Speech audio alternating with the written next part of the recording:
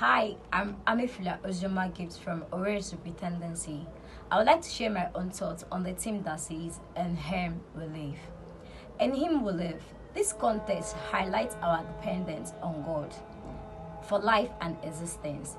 In the beginning, Genesis 1:26, God spoke to Himself, the Trinity. Let's create man out of our own image.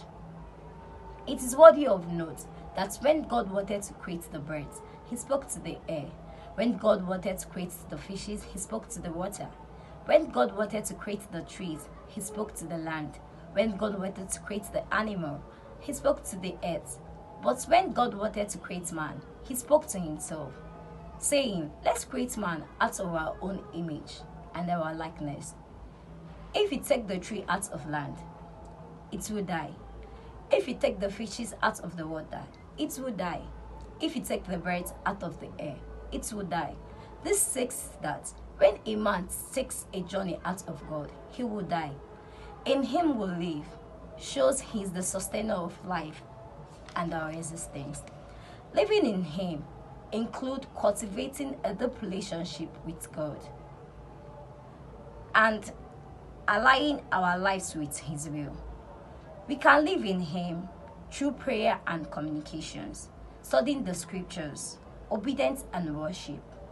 When a person is not living in Him, you will notice the following: disconnecting from God's word, sinful behavior, lack of prayer, lack of peace, worldly priorities. In conclusion, living in Him, you must submit your insufficiency to God's sufficiency, because man is nothing without God.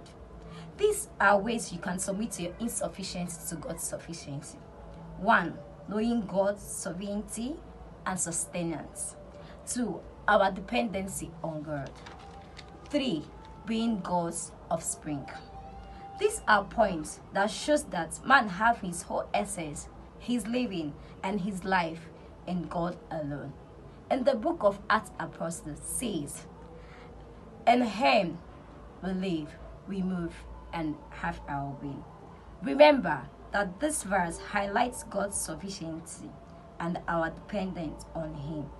It emphasizes that our entire existence, including life, movement, our being, is sustained by God. Thank you.